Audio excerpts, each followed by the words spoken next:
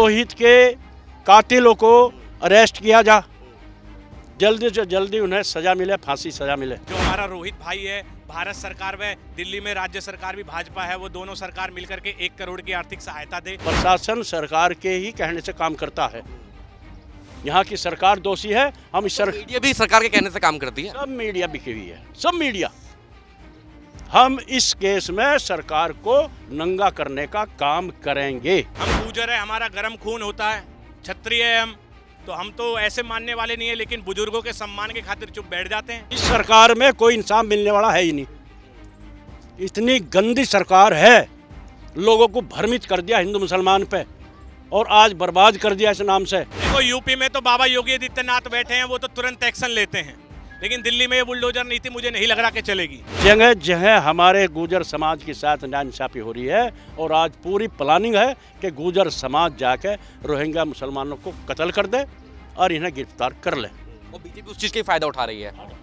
सारा फायदा उठा रहे मोदी जी, अमित शाह जी या यहाँ की मुख्यमंत्री के गेट पे वहीं धरना देंगे, लाखों लोगों को इकट्ठा करके सर्व समाज सेवी संगठनों को साथ लेके हम वहाँ आंख से आंख मिलाकर बात करेंगे कि आपने उन कातिलों को क्यों नहीं पकड़ा। पार्टी में लात मारो, इस्तीफा दो और समाज, गुर्जर समाज और सर्व समाज उसके साथ लड़ने को तैयार है।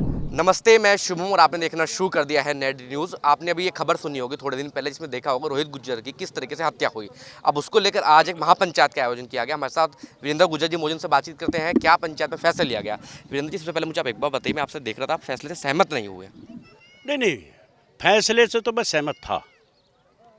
मेरा मनसा ये थी, जो लोग सुबह से यहाँ हजारों लोग इकट्ठे होकर खड़े हैं, इंतजार कर रहे हैं कोई अधिकारी हमारे बीच में आवे, आश्वासन दे।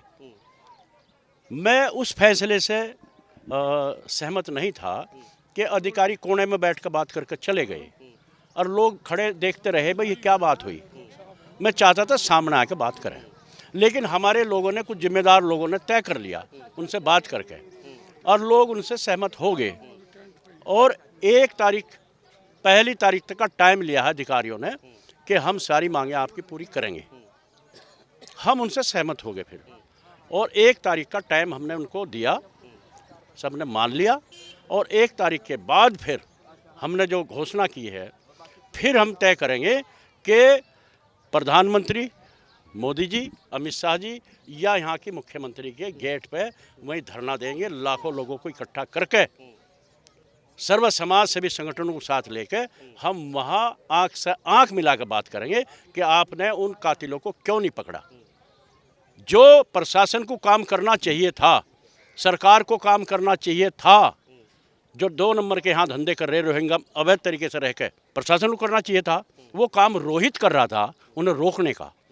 उन्होंने सबसे बड़ा अपना दुश्मन मान के उसे रास्ते से हटा दिया। अब मुझे आप एक बात बताइए, जिस तरीके से अभी फैसला हुआ, लेकिन डीसीपी लेवल के जो यहाँ अधिकारी आए, इतनी बड़ी महापंचायत का आयोजन, आपने लगता कमिश्नर साहब आने चाहिए थे कम से कम। ये बहुत बड़ा रहस्य है भाई जी। यहाँ की जो सरकार है, मौजूदा सरकार है, चाहे वो केंद्र सरकार हो चाहे प्रदेश सरकार हो, ये सिर्फ वोट बटोरना चाहती है। ये चाहती है हिंदू मुसलमान के झगड़े हों।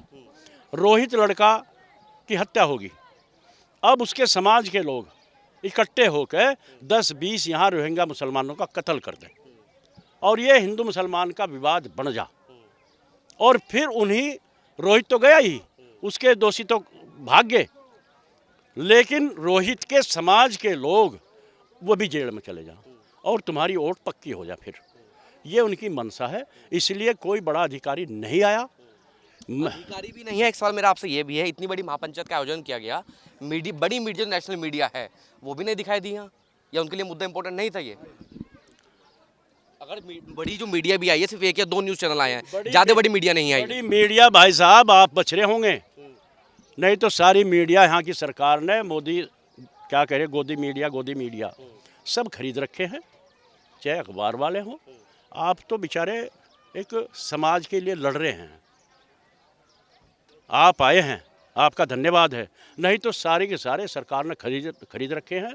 किसी की ढब से कोई पंचायत कर लो, किसी की ढब से कोई मर जाओ, किसी की ढब से कुछ भी हो जाओ, उन्हें सिद्धम सिद्धा अपना हिंदू मुसलमान चाहिए। बीजेपी को हिंदुत्व की पार्टी कहा जाता है। अगर यही मुद्दा आम आदमी पार्टी की सरकार में होता तो शायद बीजेपी के सारे विधायक, मुख्यमंत्री, पूर्व मुख्यमंत्री सब यहाँ इकट्ठे होते नहीं होते इकट्ठे यहाँ। बिल्कुल। एक यहाँ विधायक आया, पड़पड़गंज का शायद था वो, नेगी जी, नेगी जी।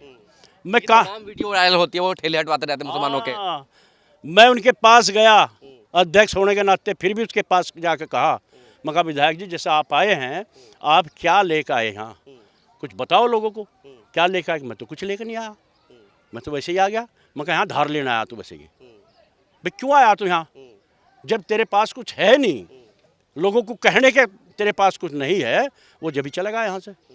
वो सब प्लान थी उनकी, लोगों को पुचकार तो रहो, लेकिन इनको लड़ाओ आपस में और लड़ा के अपनी वोट सिद्धि करो। या इसमें एक सबसे बड़ा मुद्दा ये भी आता है, गुर्जर समाज का जो वोट बैंक है, कहा जाता है बीजेपी का कट्टर वोट बैंक कहा जाता है, और कहीं ना कहीं गुर्जर समाज के तमाम ऐसे मुद्दे जिन पर बातचीत नहीं होती है, क्योंकि बीजेपी उनके मुद्दों को दरकिनार कर देती है।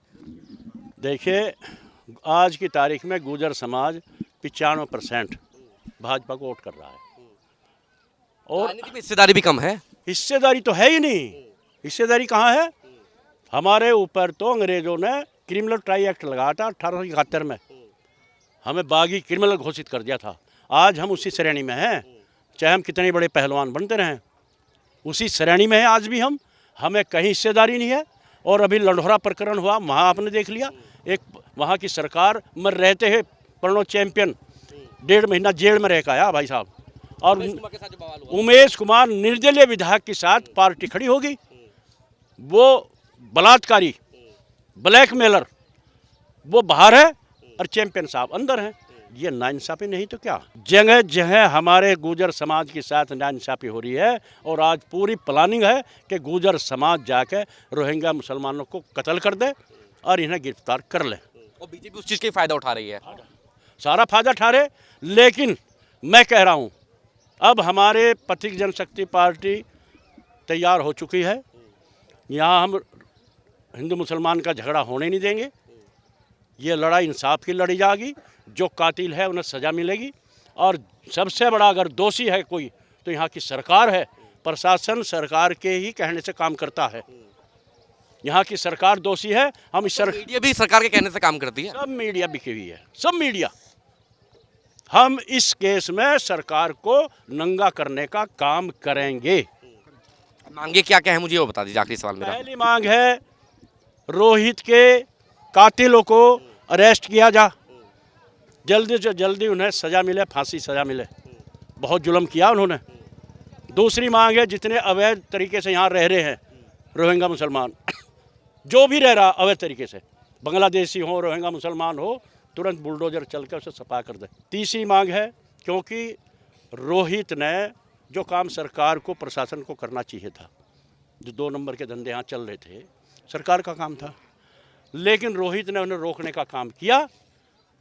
2 नंबर के धंधे चलाने वालों ने उसे अपना दुश्मन मान लिया और दुश्मन मान के उसे रास्ते से हटा दिया। मैं समाज के कुछ युवकों से मैं बात कर रहा था, वो कह रहे हैं कि भैया हम संतुष्ट नहीं। अब संतुष्ट कैसे नहीं, वो सुन लीजिए आप। एक हफ्ते में क्या होगा, पुलिस अगर दोनों आरोपी को पकड़ लेती है, हसरत क्या होगा, जेल चले जाएंगे। जेल आने के बाद वो कोर्ट में तारीख पर तारीख चलती रहेगी, लेकिन इंसाफ क्या मिला रोहित को? इतने बड़े लोग इकट्ठे हुए, दूर दराज से लोग आए, इस इंसाफ क्या मिला रोहित को? इस सरकार में कोई इंसाफ मिलने वाला है ही नहीं।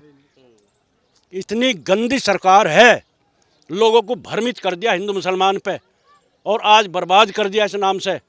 यहाँ ना कोई व्यवस्था है, यहाँ महिलाओं के बलात्कार यहाँ हो रहे। यहाँ दिल्ली जैसी जो पूरे देश की राजधानी है, और यहाँ लोग डर डर कर रह रहे।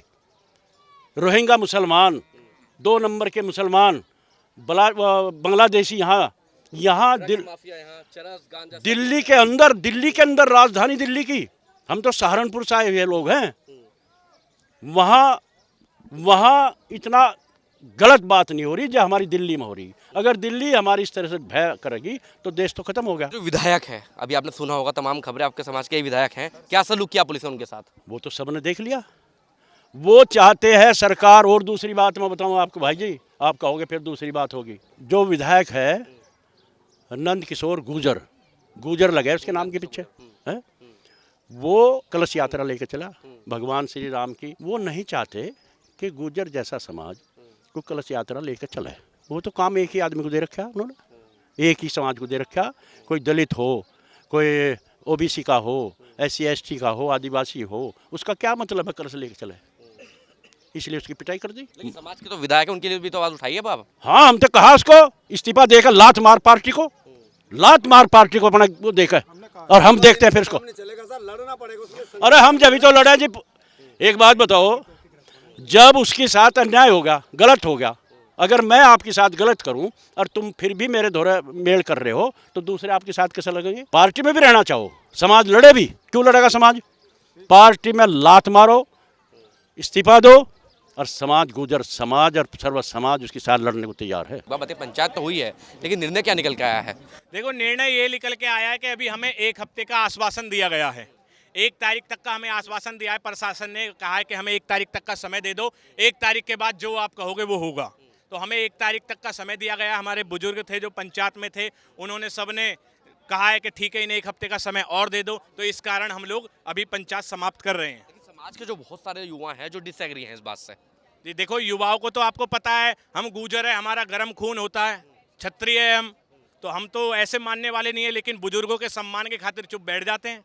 आपकी खुद की क्या मांगे हैं, क्या होना चाहिए इसमें? देखो, हमारी खुद की मांगे तो ये हैं कि जो आरोपी है उन्हें जल्द से जल्द पकड़ के फांसी की सजा दी जाए। जो हमारा रोहित भाई है, भारत सरकार व दिल्ली में राज्य सरकार भी भाजपा है, वो दोनों सरकार मिलकर के 1 करोड़ की आर्थिक सहायता दे, और उसके छोटे भाई को या फिर उसकी पत्नी को, उसके घर में किसी एक को सरकारी नौकरी दे। तब जाके हम सोचेंगे कि हाँ, हमारे भाई को न्याय मिला है, और आगे से ऐसी कोई घटना ना हो। इतनी बड़ी पंचायत थी, डीसीपी साहब आए, कोने में अपनी बात कहकर चले गए, क्या उससे संतुष्ट रहे आप? देखो, संतुष्ट तो कहीं ना कहीं होना पड़ता है। अगर हम कोई एक्शन ले लेंगे तो कल को यही सरकार हम पे आवाज़ उठाने लगेगी, यही प्रशासन हमारे खिलाफ हो जाएगा। क्योंकि अगर हम लोग निकलेंगे तो युवा है, कुछ भी हो सकता है, तोड़ फोड़ भी हो सकती है, कुछ भी हो सकता है। तो इस वजह से हमें थोड़ा पेशेंस से दबना पड़ता है। हिंदू हैं तो दबना तो पड़ेगा, हिंदू हैं तो शुरू से दबते हैं। सरकार भी तो कहा जाता है भाजपा को। देखो, हिंदू की सरकार है, सरकार भी अपनी जगह काम कर रही है, लेकिन हमको भी एक होना पड़ेगा। हमारा हिंदू समाज जातियों में भी ज़्यादा बटा हुआ है। आप देखो जाकर के, कोई बोलेगा मैं गुजर हूँ, राजपूत हूँ, जाट हूँ, अगर जिस दिन हम सारे एक मंच पे इकट्ठा हो गए तो किसी की औकात नहीं होगी जो हमारी तरफ आंख उठाकर भी देख ले।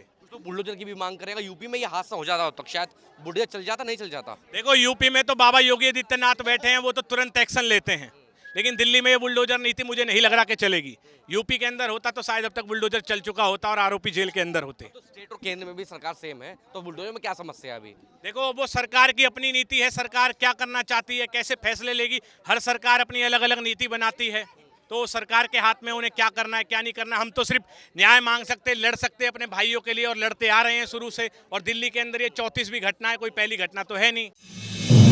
आप देख रहे हैं नेट्रिक न्यूज, साहस सच कहने का।